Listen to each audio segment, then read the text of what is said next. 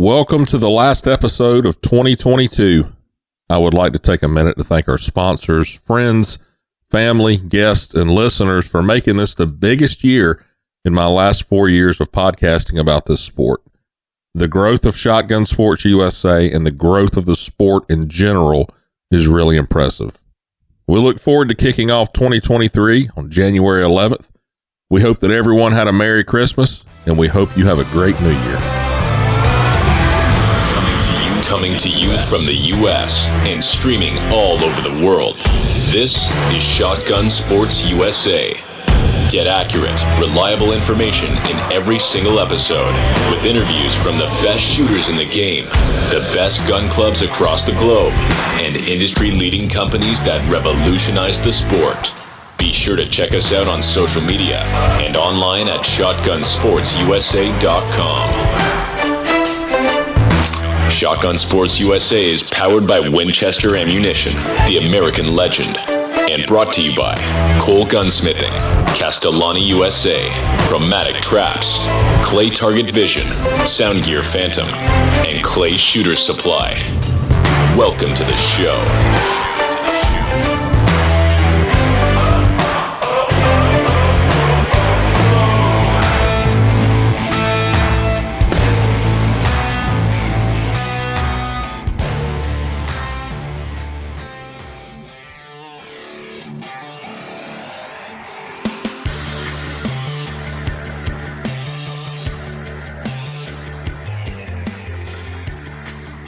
My guests on the show today have been around this sport for a long time. They have seen it evolve into what it is today, but they still feel there are some things that we need to work on in order to make it the best it can be. We discuss topics like target setting, rule changes that will be enforced in 23, rule changes they would like to see enforced. We also talk about how clubs could possibly better turnouts for tournaments and much more. Welcome Will Fennell and Neil Chadwick to the show.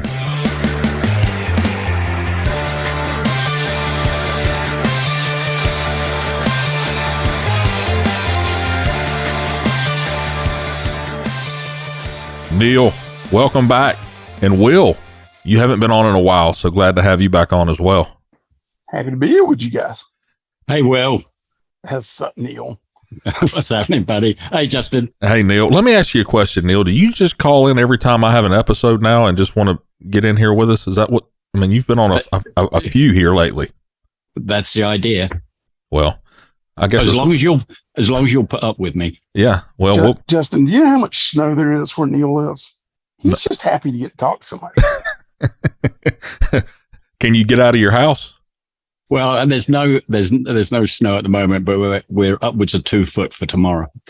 Whoa.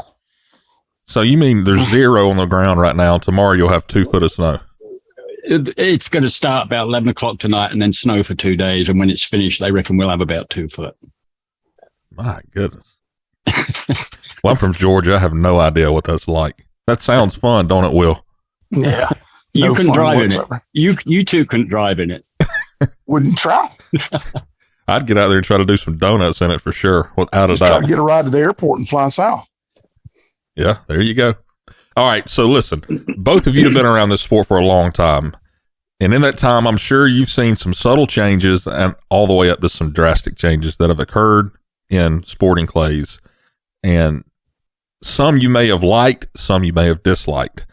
I want to talk about what those are, you know, what they may have been, and then touch on if you still feel that way, or do you feel like there's some stuff that needs to be changed in the sport? Got it? Got it. All right. I also want to discuss target setting and tournament preparation, which can be a touchy topic for some. I know. Again, coming from you two that have been in it for a long time, how has it changed? Has that been for the good or the bad of the sport?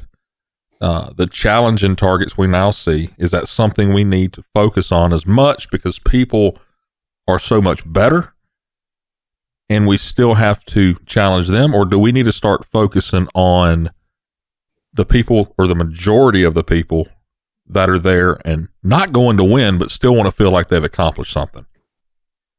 Right? Yep. Did I explain that pretty good? Yeah, got to do. When you say tournament preparation, you talk about the club getting ready for the tournament, or the shooters getting ready? Both, okay. really. I mean, the club is what I was talking about, but yeah. That's what I thought. Yeah, and then the coaching side of things, the advancement of the equipment and the manufacturing side of things, how that has to work every time, all of it. And I want this to be an episode that every shooter can listen to and say, wow, I didn't know that this much thinking or work went into this sport. So, and I've got the two of you, like I said just a second ago, that have been in it from the beginning and probably longer than that. So I don't feel that there's anybody better to ask than you two. So that's why I've got you on. Neil, how much has this game advanced over the years? How do you describe it? Let's start at the beginning. When I first started shooting, mid-70s, we did have automatic machines. They weren't all handsets, although there was a lot of handsets about. But on the early machines, all they did was tilt back. So you could go from sort of horizontal to almost a vertical tilt. If you wanted to put a little bit of curl on it, then, you'd put a brick or a pallet or something under one side of the machine or under the pallet that the machine was on, because they weren't on carts at those days. So if you look at that and see where we've come to, everything's on a cart. You can tilt it however many degrees left, however many degrees right, up and down. You can do anything with a target now that you couldn't do in those days. Yeah, well, we didn't even have Chandelle machines, remember? No. So, no.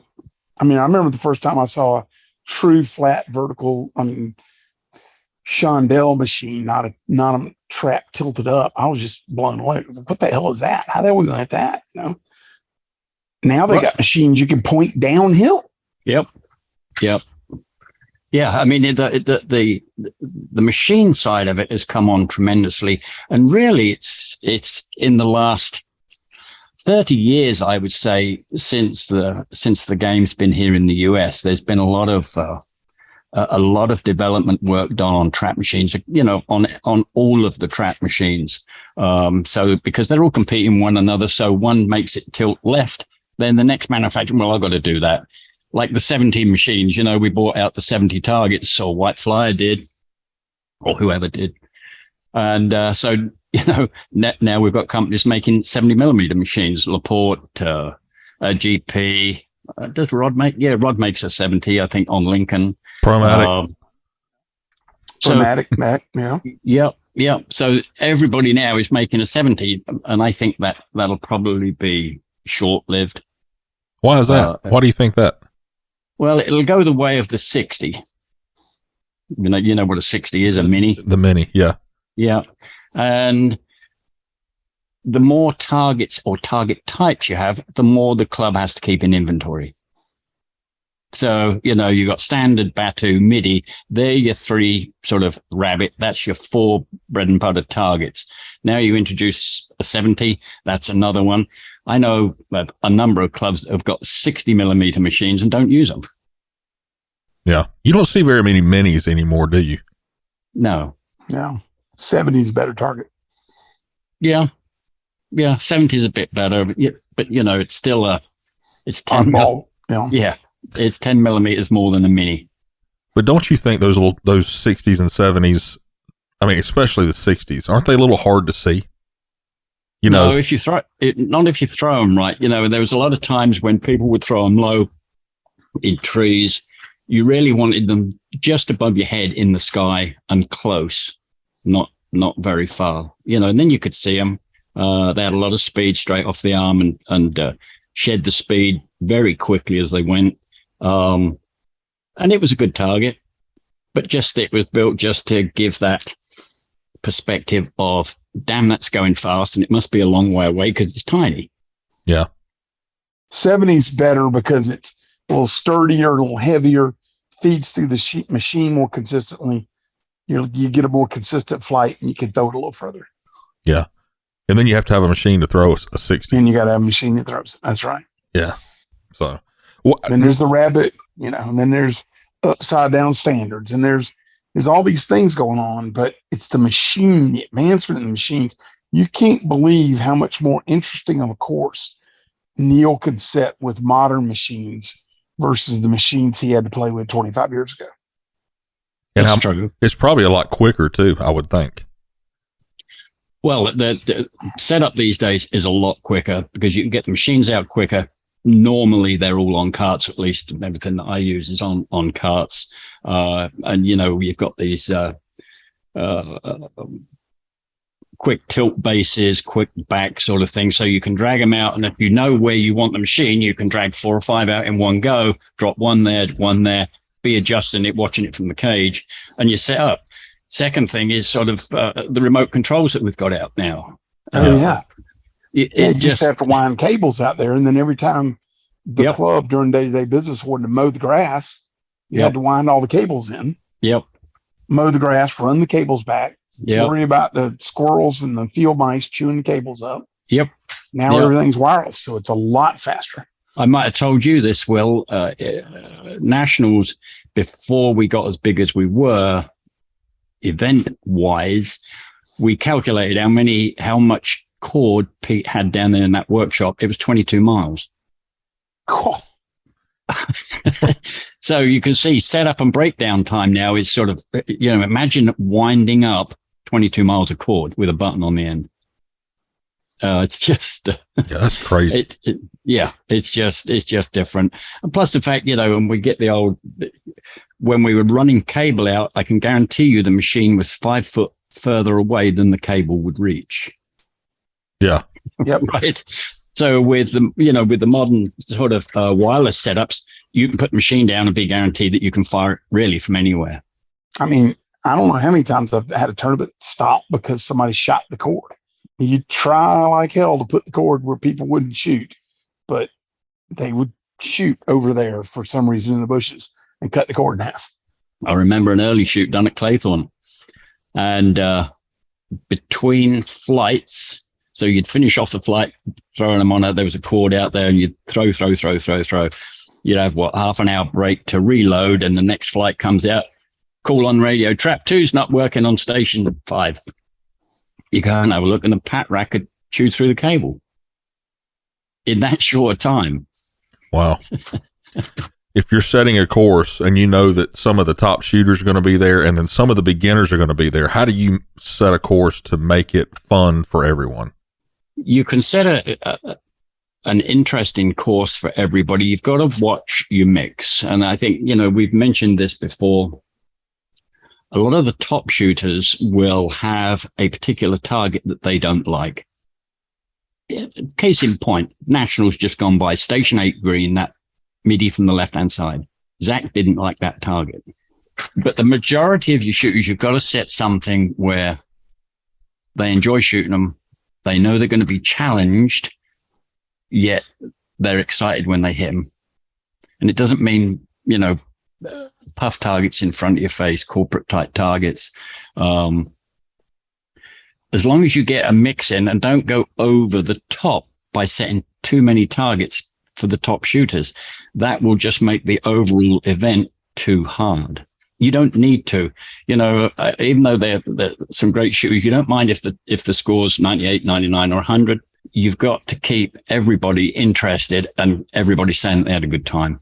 What do you think, Will? How do you think they should be set? Do you think they should be in the middle? You think it should be harder at a big tournament? Well, yeah. I mean, at the national championships, they've got to be national championship quality targets. But you've still got to take into account that the vast majority of the people there aren't there to win the national championships. I mean, HOA. So the thing I don't like to do is just have, I hate the term separator station, where you have 10 stations on a course, 8 of them, everybody's going to run. And then 2 of them, 2/3 of the field are going to zero. Yeah. That's not the way to make it hard. Just make everything a little bit harder. Make one target on every station. Pretty meaty. Well, then the new guys are still should hit, half, and the top shooters should get 95%. Yeah, but Will, that's it. You're on a thin line there, mate. Absolutely. I know it's hard. Your first statement, set one target of each station a little bit harder. You can't do that. You've got to have, and I agree with you, but let's take. I meant as a general premise. I mean, there's going to be stations where the pair has got to be hard, Well, the fact that it's a pair, or the pair's got to be easy, because we want the beginner shooters, those with some experience, to come off a station, any station, with a full card. So if it's a 6-bird station, we want them to shoot 6. You know, if you've got a 12-station course, I would set 3 targets that were tough. That's all. Okay. And I think then that there would be enough but you there. wouldn't put 2 of those on one station, right? No, definitely, that's definitely not.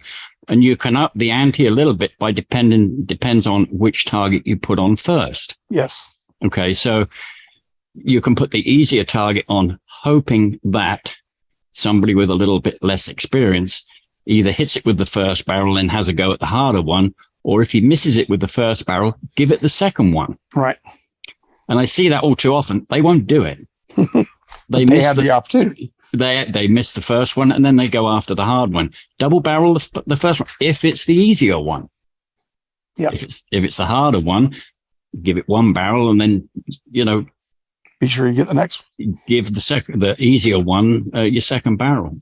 It's just tough. I mean, the top, pick a number, 50 shooters, 40 shooters, whatever in the country, are demonstrably better than we've ever been. Ever in this country.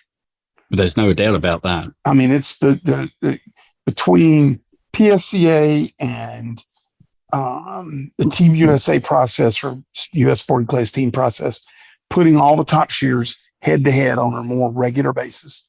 The top shooters have gotten better, and better. Problem is, it's the D-class guys still come in the game at the same place they always did. So you've got a much bigger disparity between the top and the bottom of the game than you've ever had before. And that makes it hard for guys like Neil to figure it out.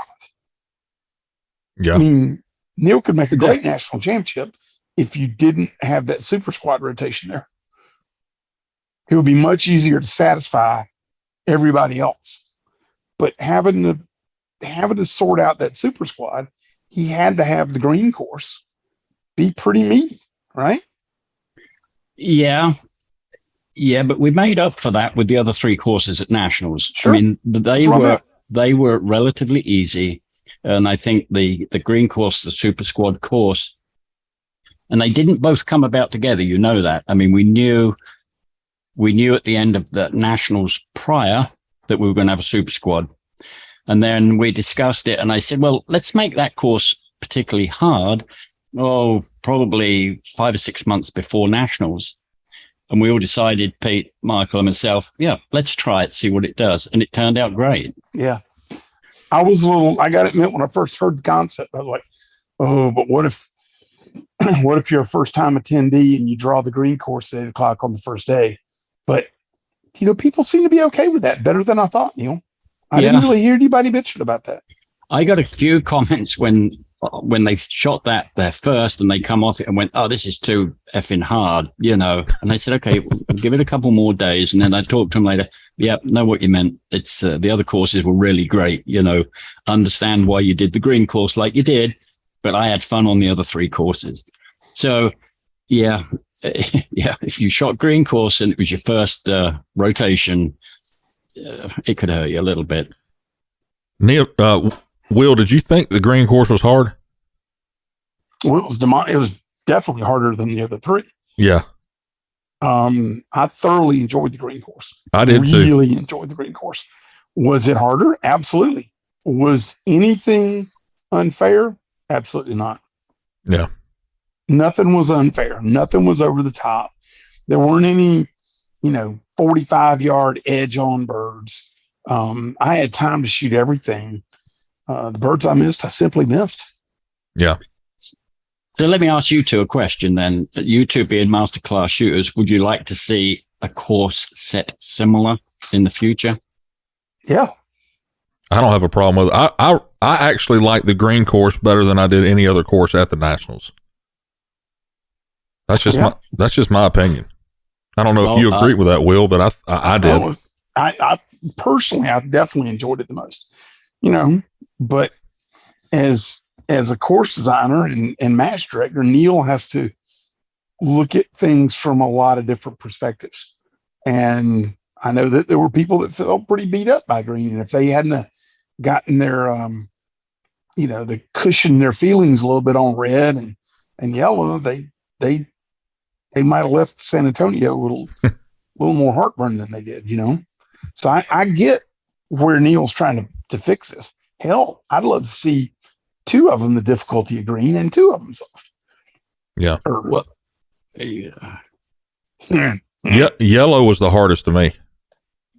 Really? I'm telling you, I could not shoot yellow it was, I don't know why. I told Neil that, I hate that course, just the course, not what he said or what they said. I'm talking about just the layout of the course. I just don't like being over there. So I don't know what it is. Must be something underground. Well, that's where Super Squad's going to be next year. So that's your full green next year. Yeah. Yeah.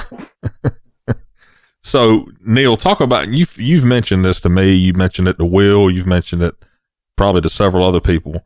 Your idea on show pairs. Oh, yeah. Show pairs, people should know that's listening to this what show pairs are. You walk up to the stand, your squad's there, you get two show pairs. So before we go down this road, let's preface this a little bit. The reason some of this subject of this and a couple other things we're going to talk about are coming up is because sporting clay's big tournament shooting is growing. No doubt about it. Nationals, huge attendance. Where they throw 2 million targets, Neil? Yeah, just over. I was just looking online, just doing some signups. The Gator Cup's got 1,000 people pre-registered. All the regionals are just maxing out. All these tournaments, big World English, not that this really affects us, but the World English in England this year filled up, and I think 1,500 cheers in like 3 days. So these big shoots are getting bigger and bigger, and things can get backed up. So because of that, there's 2 or 3 things that we're going to talk about that the organization, I believe, is looking to address to streamline the rounds and keep things from getting backed up. And that's where this discussion of view pairs and possibly limiting or adhering to the existing rules or something on view pairs to streamline things is coming from. Because if everybody looks at one extra bird, that third rotation's pretty late in the day. Yeah. And it doesn't take very much to incrementally slow things down. Plus it's a cost. It's a extra target being thrown here, extra target being thrown there. Would you have 2,300 competitors, Neil? Yeah. Yeah. That's a lot of money.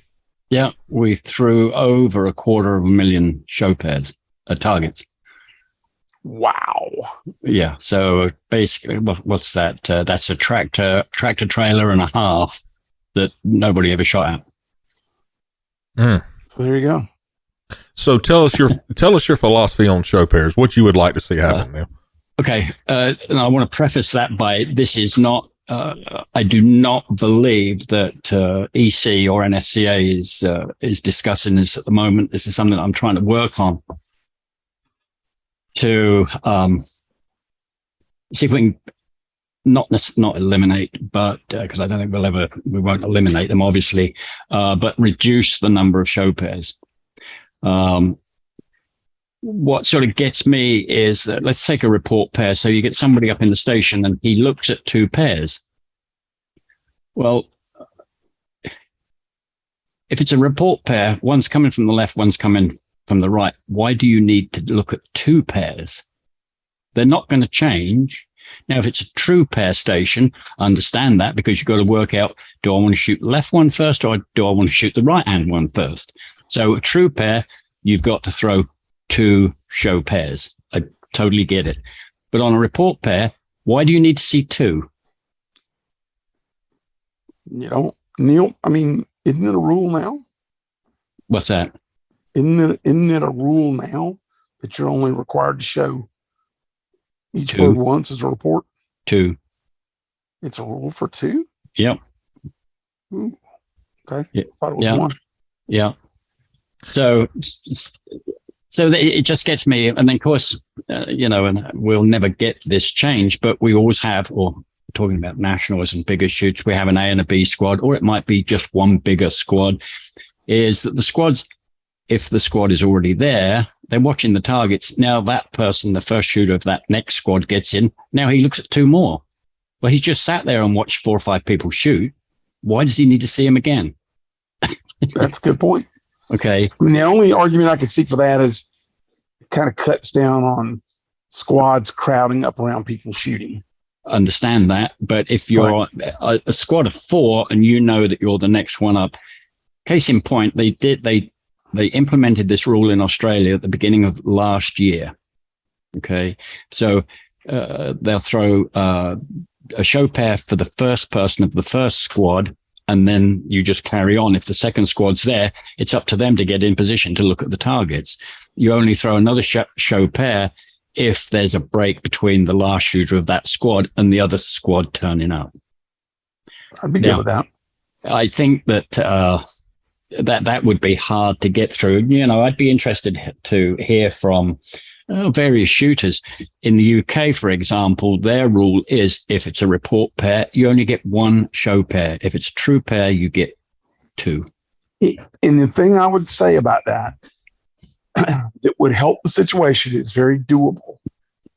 The club needs to have signs by the machines. In the cage needs to be on the description, target A, rabbit, target B, 70 mil. I mean, you need to give the shooter as much info as you can if you expect him to only get 1 bird, 1 view bird of each bird. And I think that'd be fair. Because, you know, how many times do you turn up someplace and it just says report pair AB and you're just looking at some trees. You don't know where the machines are. You don't know what they're throwing. True.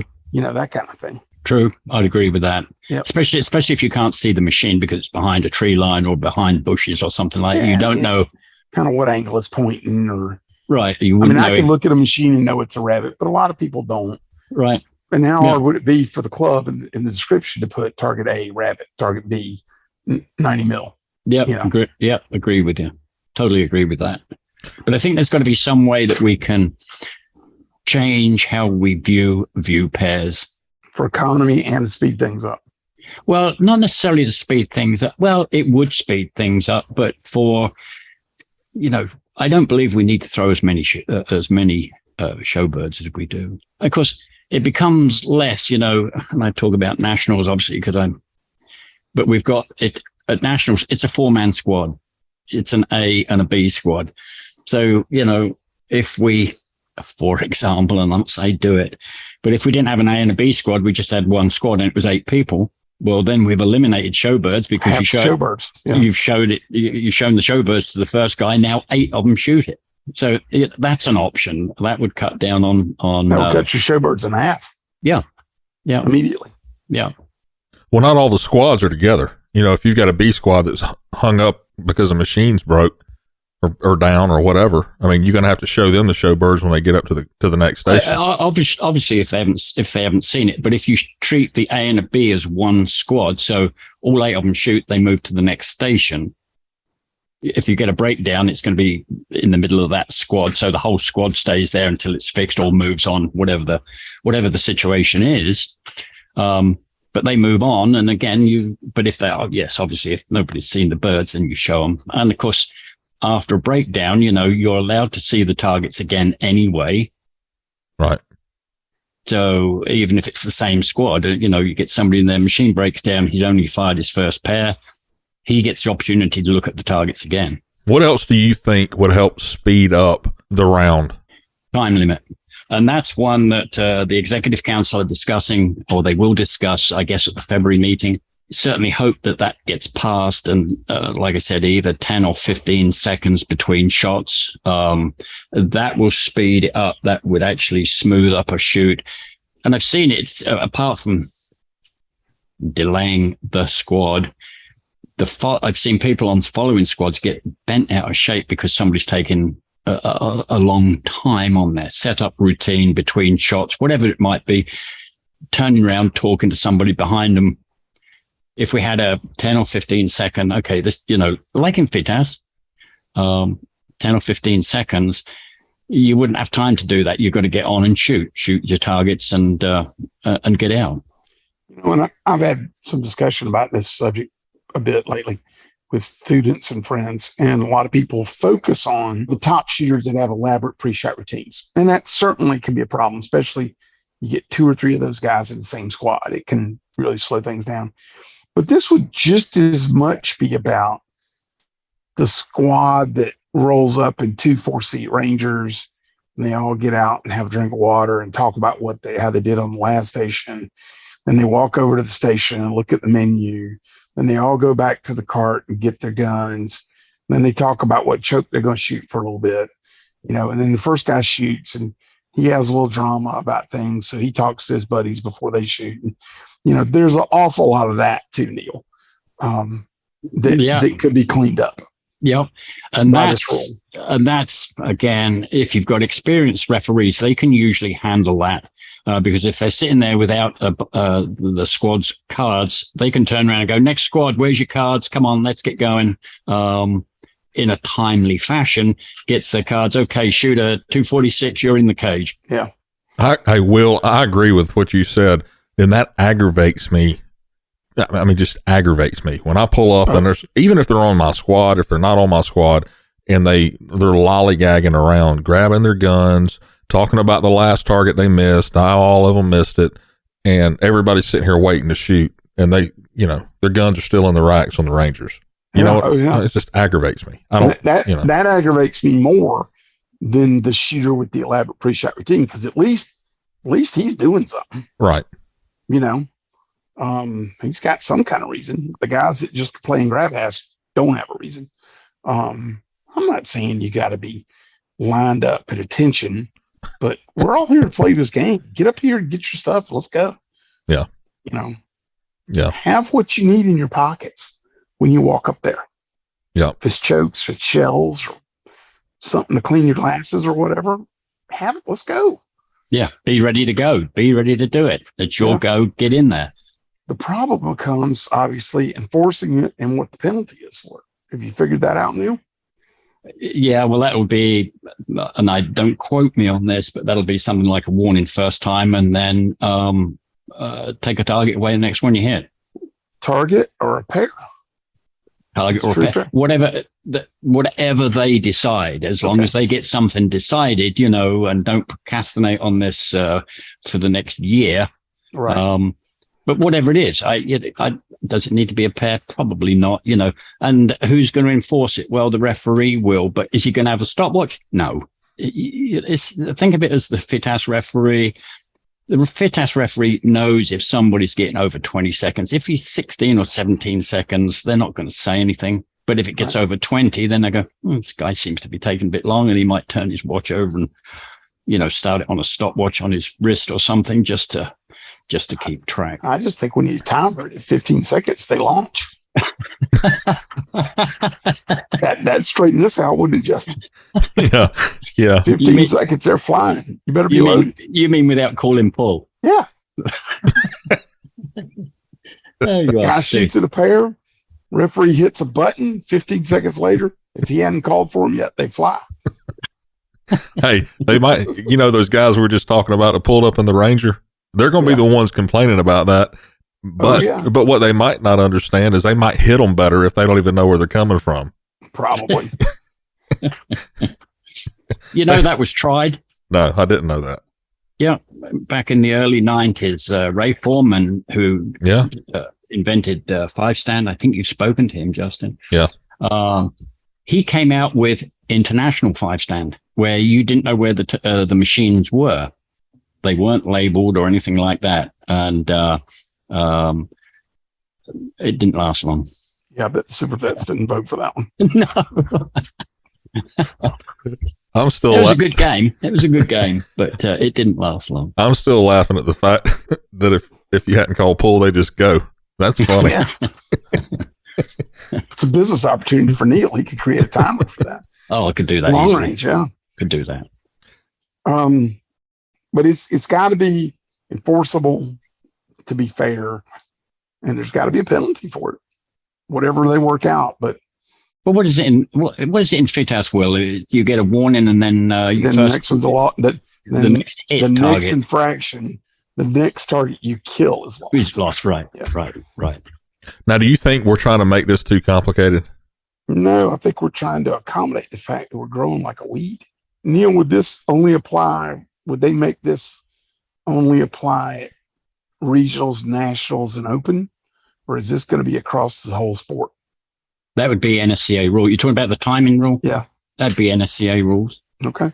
It needs to be, because we're all going to play by the same rules. Yeah, I'm with you on that. I was hoping you were going to say that. I don't like things that are only enforced at this time, but not at that time.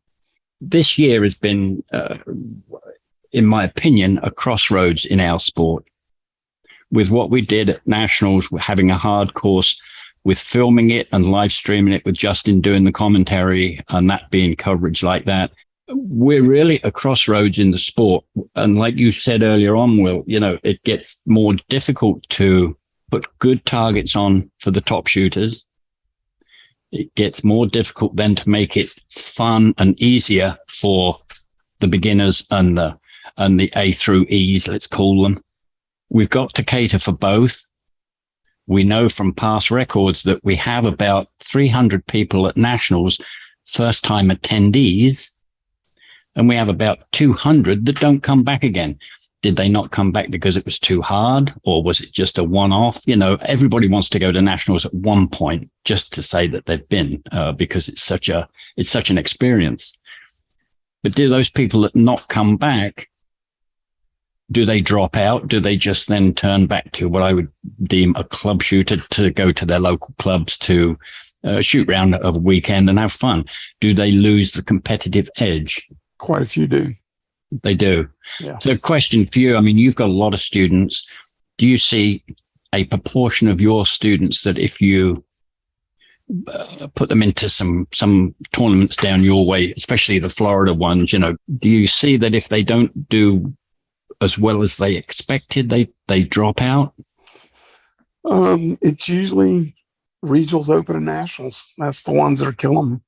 And I try to, with my students, gauge how thick their skin is. And if their skin is thick enough to take, not winning when they go to their first nationals, or not winning when they go to their first open or regionals, I encourage them to go to big shoots, because I think if you can go and skin your knees and learn, that you advance faster. But there's some people that just, their ego is not going to take that right out the chute. And I try to guard them against going. And sometimes I get that wrong, and they go anyway. And yeah, there are ones that don't want to go back. And I don't know if we'll ever solve that problem, because the hard thing about this game is there's so many different perspectives. Yep. Justin and I just agreed that we love the green course. Yep. But there were a whole lot of people there that didn't love the green course, right, compared to the others. Right. There's some people that want to advance. There's some people that don't want to punt, that want to make masterclass. There's some people that don't want to make masterclass because they want to win another pickle dish in A class. So there's a lot of different perspectives, and trying to look at this game from as many perspectives as you can is a tough thing to do. And I think all too often people look at the big tournaments from just the perspective of the very top shooters. And the national championships, by God, has to be a national championships, and it should be a hard-won battle. But you can't kill everybody else along the way.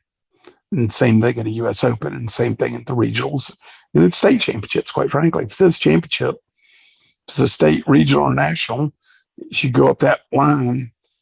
State, regional, open, and nationals, it should get harder as you go up that line right there. Okay, so let's expand on that a little bit. So the percentage of your students that give up competitive shooting, they do not give up shooting. Is that correct? No. They continue to shoot. They continue to shoot. So we've won. Yeah.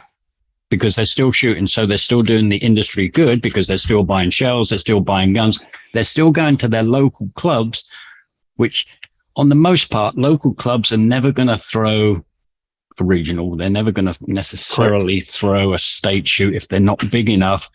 So their bread and butter is their weekend shooters that come and have fun, bring the family out, bring their buddies out. So in essence, we don't lose the shooter. Correct. You lose it to registered target shooting, possibly. Right. Or at least to go into the big shoots. Right. And that's okay, because apparently that's not the game for them. So then that begs the question, if we look at it from that perspective, knowing that we are going to lose some shooters, do we make nationals open and regional that little bit tougher? I think so. I mean, the thing about nationals, as you well know, the thing that makes nationals the hardest is it's 4 days. Yeah. It's 4 separate courses. Yeah. So that's a level of difficulty in and of itself. Yeah. But should the targets be closer to green targets than red targets? Yeah, probably. Where do you draw that line? Where is the line on a state shoot should be this hard, and a open should be this hard, and a national should be this hard? Where is that line drawn? The club throwing the shoot is a business, and the business wants to grow. So you got to find the balance of challenging this subset, making them happy so they're excited about your club, and not killing this subset of people, the D's and the C's and the B's, so that they want to come back to your club. This is about dollars and cents. Right. Yeah. Do you think if a club throws a hard target or a hard course and you have a bunch of C and D class shooters that it really hurts, do you think that they will not come back to your club because the targets were hard at that certain tournament? I think if you do it definitely over and over again, yes. Definitely. I'll give you a case in point, and I won't mention the club. This year I went to set a state shoot, and the turnout was about 125, whereas the year before it was about 250. So we'd lost 50%. I went, we should get more shooters. Well, it was too hard last year, and half the people said they weren't coming back, and they didn't. They voted with their feet. So I've seen it. I've seen that happen. If you make it too hard, the people will know, and they won't come back. For sure. And suggesting you don't think about it that way because you really, really enjoy hard targets.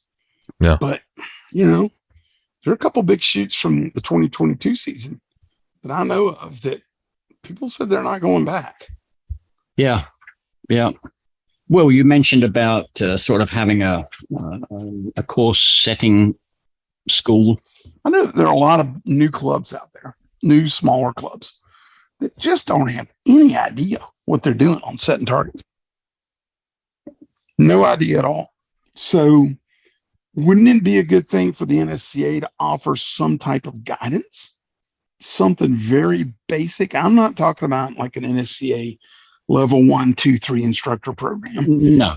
But, hey, you're having your first registered shoot. We'll get somebody by your club to help you out, or get you on a Zoom call and talk about it, or something. Some type of framework to get some basic guidance out there. It got me thinking about this because Anthony Matarese was offering his target setting clinic this past weekend. And, it's going to fill up every time he does that. So it's not like I'm cutting into his business. And I'm not talking about anything that elaborate. But I remember helping a club in Georgia host their first state championship. And they were just kind of overwhelmed. And we talked them into hiring Anthony, as a matter of fact, into coming in and setting targets, but also helping them learn how to run a big shoot. And it was a huge help to that club. And now that club hosts some of the biggest shoots in the country. So is there something the NSCA could do to help? These clubs are paying, club membership dues. They're sending lots of dollars of registered target money to the NSCA. Could they offer some kind of assistance in that manner? I mean, I think there's various ways to do that. I've looked at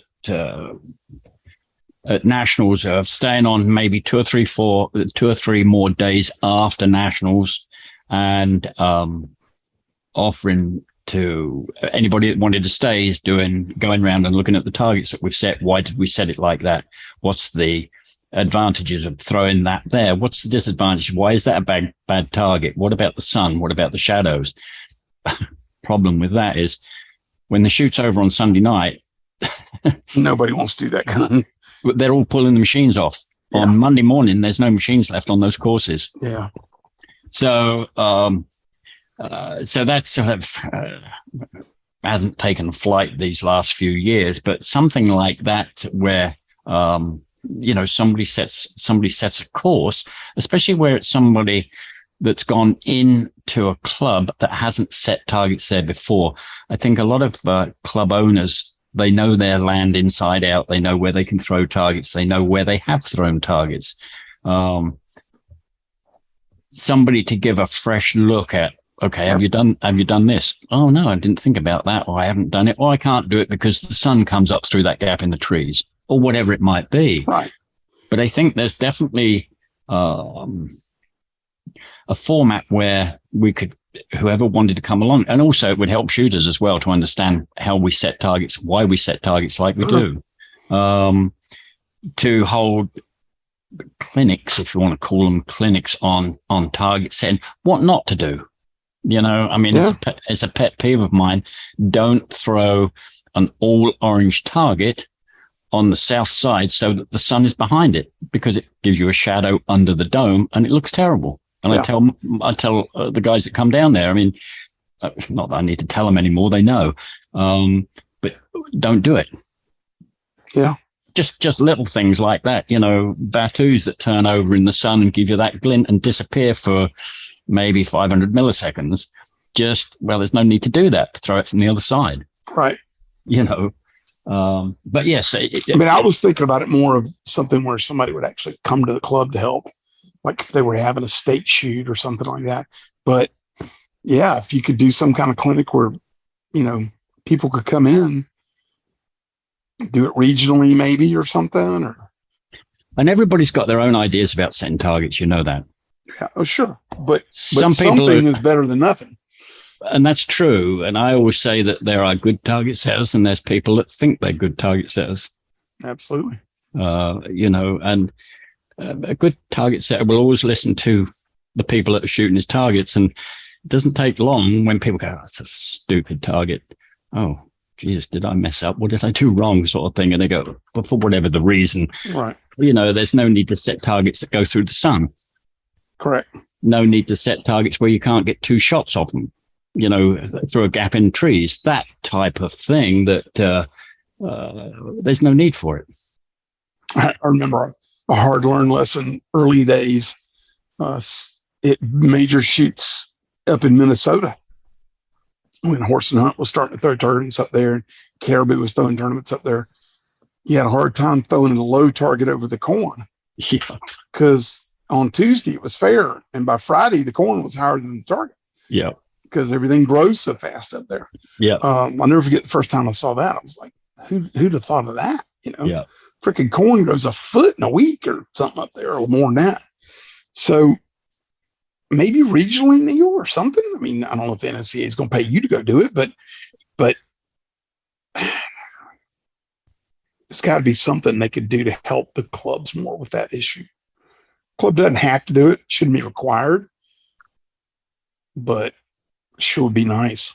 Yeah, invest in your people that work for you. I mean, it's, if you know someone like Neil would help somebody set targets, why not the club say, hey, Neil, I'm going to send Bill and Bob up there to see you this week. If you don't mind, I want you to run around with them and show them what you do. And I'll pay you a little bit for doing it. You know what I'm saying? Yeah. I mean, the NSCA, I don't really think should be responsible for that. But I think the actual clubs, if they're really wanting to up their game and their target setting, pick a good target setter like Anthony's class or Neil or whoever, Rick. Send them up there and let them spend time with them. Sure.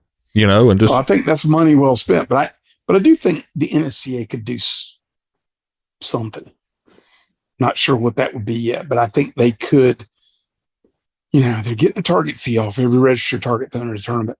It's in their best interest to make sure better registered tournaments are thrown, so more targets are thrown, so more fees are collected. What do you think about people that are D class shooters or B or whatever class they're in, setting targets when they really shouldn't be setting targets? They shouldn't be setting targets. oh, this C-class shooter, he's a good club member. He's going to be setting targets on the course this week for the weekend shoot. Y'all come on out and have fun. Economics should take care of that pretty quick. But it seems like I see it a pretty good bit. Yeah. That's just not, I'm not saying that a person's got to be a masterclass shooter to set good targets. But generally, if somebody's been around the game long enough to be a good target setter, they've probably advanced past C-class. Right. If they're still shooting, Yeah, I would agree with that. You don't have to be a masterclass shooter to be able to set good targets. Take Flanagan, Nathan Flanagan out of Colorado. He's been helping us down there now at Nationals for, golly, where are we, 22? 6 years. He's come along setting targets. He set that yellow course, which I was really pleased with this year at Nationals. He sets a few targets around there at around Denver and around a couple of clubs there in Colorado. He's not a masterclass shooter, but he's smart enough to understand targets and how the shooters approach targets. So he can set targets and wrong foot you, put the second target under the gun, do all those sort of little tricks that we do without being a masterclass shooter. Sure. Matt Emig out of California. Remember, we had him at Nationals probably 10, 11 years ago. He helped us at an open at Claythorne, and I haven't spoken to him forever, but I get feedback that the California people just love his targets, and he's not a masterclass shooter. Yeah. One of my favorite American target setters ever was Chuck Frazier. I don't even know what class he was in. Yeah. So I think more to your point though, Justin, is it's probably not a good idea for a club to just let somebody set targets because they're a good club member. Let somebody set targets because they have experience. Yeah. Yeah. Somebody that's been around it knows how stuff should look, not, you know what I mean? Yeah. Well, I certainly wouldn't get that class of shooter to set targets for one of your major events. Let them set the practice course. At least you get a feel for how they're going to set the targets. And then you get feedback from the people on the practice course, your everyday weekend course. Yeah, they're good targets. No, they're not. You'd soon learn whether the guy could do it or not. Yeah. They need to be setting targets at first just for club targets, not for tournaments. Then maybe eventually for, the Saturday Firecracker 100. Yeah. But they need to be accountable. They need to listen to what was pro and con after it's over with.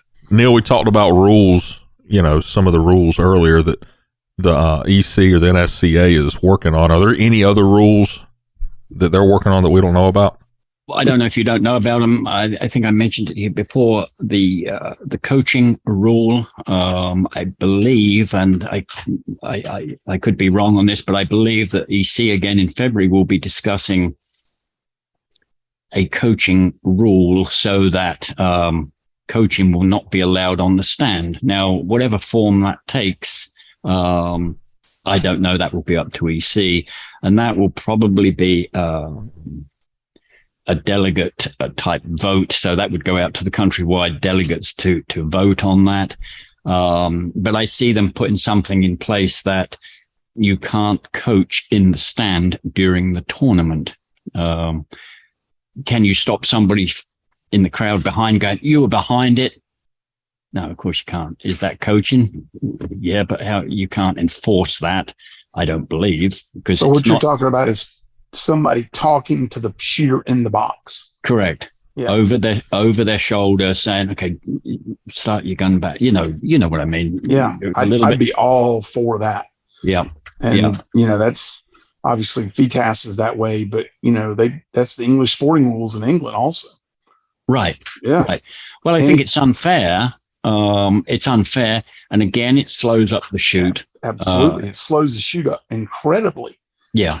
And it's not fair. I mean, I've got some students that will squad with me, and I just tell them, if you want to squad with me, it's great, but it's not a coaching session. If you want to talk before you get in the box or after you come out of the box, you can ask me whatever you want. But when you're in the box, I'm not going to stand behind you and tell you you're in front of it, you're behind it, you need to move your whole point, that kind of thing. Yeah. And they don't have any problem with that, which is great. But there is an awful lot of that going on out there. And it's not fair. It's not the way the games ought to be played. And when I say fair, it's currently by the rules. I'm not saying anybody's doing anything illegal doing it unless we change the rules. But I don't think it's fair or good sportsmanship. And I think it definitely can slow the game down. So I would love to see that rule change. How they change it and what the penalties are. You know, that's the tough one, right? Do you penalize the person in the box, or do you penalize the loudmouth that's standing behind them saying, you know, you're behind it, give it 2 more feet? In my opinion, you penalize the person in the box. Yeah. But you can't penalize the person standing at the back because he may not be a shooter. It's true. It's true. So, and I, like you, Will, I see it a lot. People squatting together, and then, you know, and I see it so much. You know, the guy will get in the box and he'll shoot the first 2 and he'll stop and turn around. Yeah. And he wants one of his buddies to walk up and go, oh, you know, you start your gun further back. You was too far in front, whatever it might be. And I'm going, wow. Now we're up to 35, 40 seconds before he even starts or attempts his second set of targets. Yeah. And then he does it again, turns around again. Where was I? Yeah, because he's probably not going to hit it again at that rate. Right. So you've seen it as much as I have, Will. Yeah. And Justin, talk about technology. I know of an instance, not this past US Open, but the year before at Claythorne, observed a father coaching his son in the 5-stand via Bluetooth through his earplugs. Yeah. I've heard that. Yeah. Yeah. How about that? Hey, that's pretty Now sharp. we got to get jammers out there or something. But, you know, if they implement a time rule, that would actually do away with a lot of that, because by default, I think if anybody was coaching, it would put them over time anyway. Yeah, but I think it could be addressed for both. I think it's time to do away with coaching of the shooter in the box. I totally agree. Totally agree with you. So you think the time limit rule could be something the EC could just implement, but some rule about coaching would probably need to be a delegate vote? Well, I think you've got to define coaching. Yeah. You know, the time rule is, we've changed the rules. You're now going to shoot within 10 seconds. Whereas, okay, now we've got to define coaching. So that gets a little bit more complicated. Like I say, if somebody's standing back in the crowd and you were behind it, is that coaching? You know, it's different to somebody sort of then walking up and getting in the cage with somebody. Obviously, that's coaching. So right. There's a little bit more definition to work out as to what coaching is and how do we stop it. Yeah. Did we have all these problems back in the 90s? Yeah. Oh, yeah. Okay. But the tournaments were so much smaller. Yeah. That the slowdowns weren't near as big a deal. Yeah. Okay. And now when we're maxing out every rotation, you know, what's made the sport grow like that? How is it maxed out? You know what I'm saying? I'll tell you where some of the change came from, good or bad. I think it's overall good, but it's had some unintended consequences. When we went to the regionals as opposed to the zones, yeah. And the NSCA put a lot of emphasis on regionals. They became how we selected the USA team. Then you had the regionals points race and the slams and all that kind of stuff. The regionals just took on life unto themselves. And the regionals now, Justin, are bigger than the US Open used to be. Explain the zone shoots, Will. Well, the zones were what the regionals used to be called. They were the same regions, but they were just another shoot. They weren't much bigger than a state shoot. Because that wasn't how teams were selected, and there weren't rings for being the championship tour guy, and there weren't all this emphasis put on these regional championships. So literally a zone shoot used to not be, 1, 2, 3 zones. It was like winning in South Carolina State, it just wasn't that big a deal. Yeah. A couple hundred people at a zone shoot. Yeah. 200, 250. Now, as you know, Southeast Regional will have 1,000 this year at Big Red Oak. Yeah. And more events than ever before. That's something I want to ask Neil in a minute or now. Do you think we have too many events at a regional or at the Open or at the Nationals? Yeah. I mean, problem is clubs want to make money, and I don't blame them, but man. Well, also the problem is that the smaller clubs now are trying to simulate what we're doing at regionals and opens.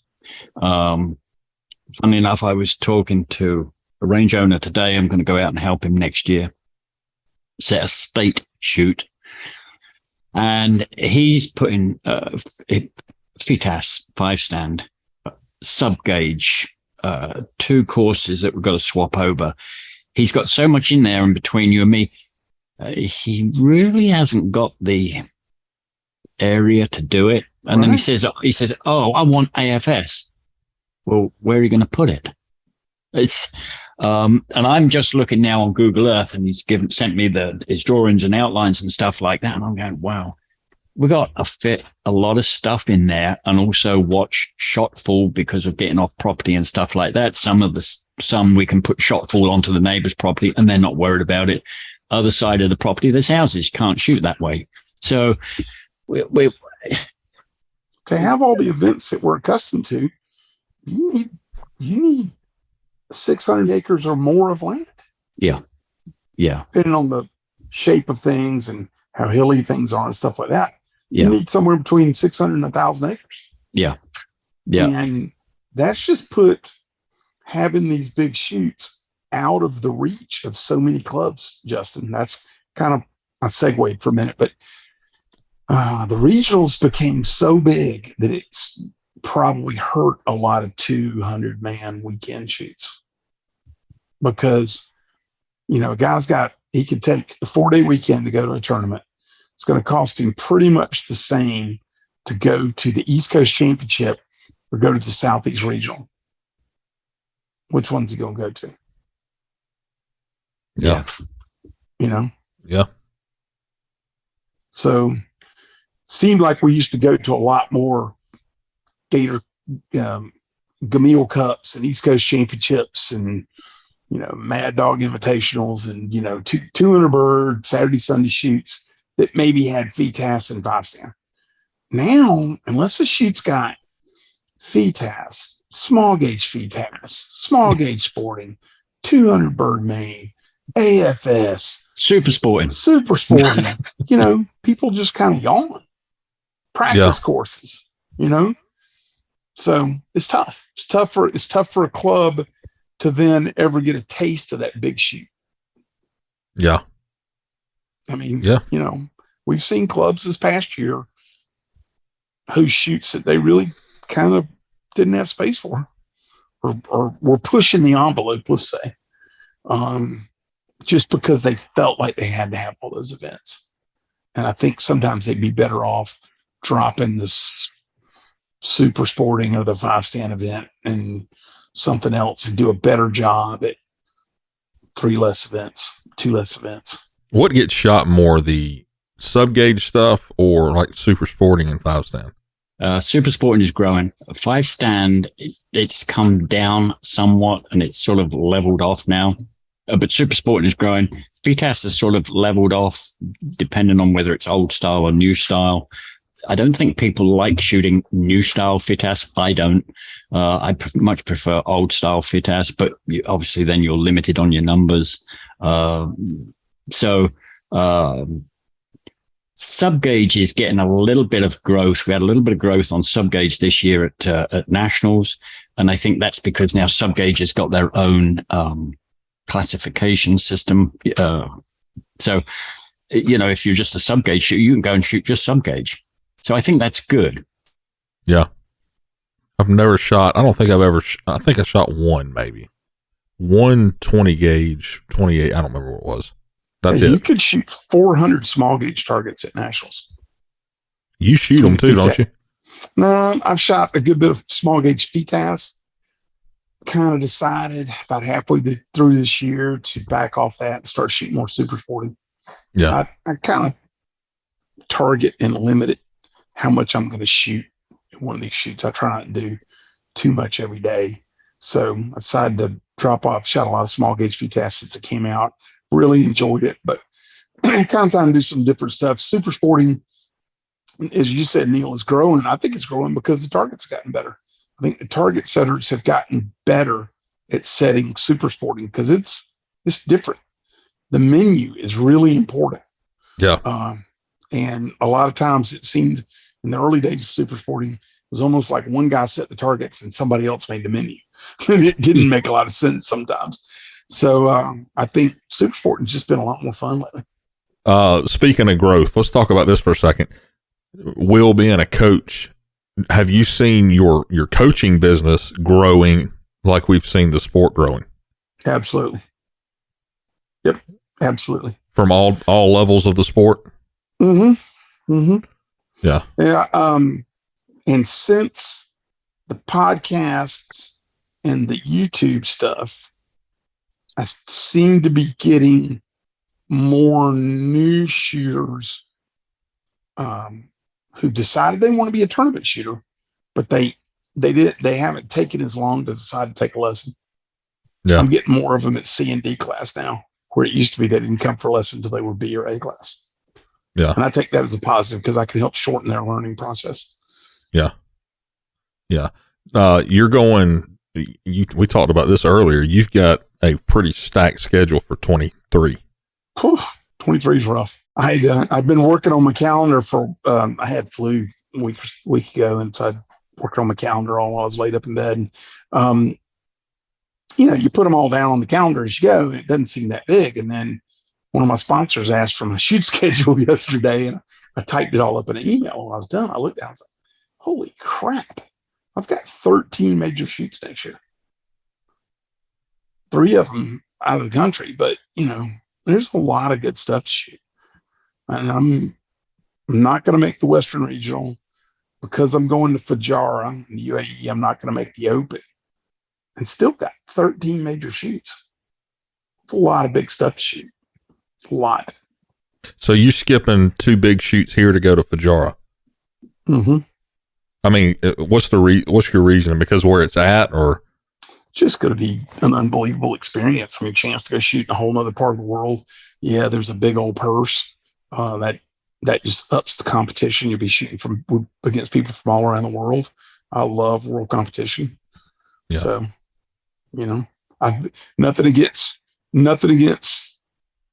for instance, Jack Links. That's the one a lot of people are having to decide because it's the very next weekend after Fujairah. And so you're really kind of going to do one or you're going to do the other. Nothing against Jack Links. I had a great time last year, and it's really pissing me off that I can't go this year. But I've shot Quail Creek probably 20 major tournaments. I've never shot in Fujairah. Yeah. So you're Team USA again, right? Mm-hmm. Are you fantastic? Both in what? Mm-hmm. Super extra veteran? Just veteran, just one step up from you. Okay. Rocky Top. So you're getting to go to England, you're getting to go to Hungary, and then you're going to Fujairah. Yeah. What about you, Neil? Are you going to any of those shoots? You going back to the homeland? I know I should probably go back over there for a little bit. I'll do some pigeon shooting, some rabbit shooting, but that's about it. Yeah. So you're going to everything else here? Pretty much. Yep. I won't make the Western Regional, but I'll make all the others. Seminole Cup, Gator Cup, North American VTAS Grand Prix, Trident Cup. Don't think I can make the Georgia State. I would like to. I think it'll be good. A lot of stuff to shoot. Go up to M&M, shoot that regional. Yeah. Northbrook, shoot that regional. Going to go to Covey Rise. Never been there before. Shoot that regional. Shoot the Southeast Regional at Big Red Oak. Don't they have one in Colorado this year? Yeah, that's the Western. Oh, okay. That's right. That's right. I'd like to go out there just to go to Colorado. Yeah. Well, Neil, what you got going on next? Texas State for me. That's right. In April. Yeah. In April, correct. Yeah. That'll be a good shoot. There'll be 1,000+ people at that one. Yeah, big shoot. What's next for Shotgun Sports USA? Hell, I don't know. I mean, it's always something. I mean, it's funny because I'll walk into work. The guy I say at work, he walks in on the phone talking about shooting and walks out on the phone talking about shooting. So, I mean, I don't even like to shoot. I just got so much stuff to it's like I'm just overwhelmed with stuff that people want to do, that I want to do, that the sport needs, in my opinion. And I just, shooting is what got me to where I'm at, by starting to shoot. But now I really enjoy this side of it, if that makes any sense. I enjoy going to a shoot and talking to people and seeing what's going on and, what they expect and what they'd like to see, changed or what they enjoy. And I'd rather hear that than I would shoot. Now, if I went to a shoot and didn't have a gun, I'd feel left out. You know what I mean? So I got to take a gun with me, but I'm just as excited to go see people and talk to people and see what we can do to improve the sport as I am shooting, really. I tell you something I think about often between you two guys that y'all probably haven't pieced together. I see a lot of parallels, Neil, between what Justin's doing with his podcast and what you used to do with the clay pigeon. Yeah. I was going to mention that. Do you have any more of those, Neil? Do you have any copies of those? I have a lot of copies. Yeah. I'm going to send you my address. I want you to send me a couple so I can read them. Well, I'll put some in the box with the microphone. I'll use a different box so it doesn't get held up somewhere. Did you hear about that, Will? No. He overnighted this microphone and headset to me and put it in a box that says dangerous chemicals on it. And UPS got it to Philadelphia and then didn't touch it anymore. Oopsie. I didn't know what the box said. Is that what it said? Yeah, they delivered it. They delivered it from Philadelphia. It come by ground. They wouldn't put it on a plane again. Leave it up to me. Yeah. But anyway, so Justin, I want to be involved with you along this path to grow what you're doing, which will, in essence, grow the sport and the interest in the sport. Yeah, that's the kind of the approach that I took with this. Everybody's heard what kind of shell these shooters shoot and what kind of guns they shoot and what kind of hats they wear. And you can only talk about that so much. I look at it like I want to talk to the companies and to the people behind the scenes that make this stuff go, Yeah. And that's kind of what the path I've tried to stay on. Sometimes I get a little sidetracked, but that's the path that I want to stay on. Let's talk about what's coming up and what went into it and the people that work with these people to make it happen. And that's what I wanted to do. And I think we're doing it pretty good, Absolutely. I appreciate you two coming on and spending some time with me and just talking about things that needed to be talked about, and kind of giving the people heads up on maybe some changes coming to the sport, which could be a good thing. So, I appreciate your time and, look forward to seeing you two here in the near future. Appreciate it, Justin. Appreciate it. Yeah, thanks, Justin. Anytime, that. Good luck this next year, Will. I'll be seeing you around, Neil. Yeah, I'll see you around, mate. All right. Y'all take care. All right.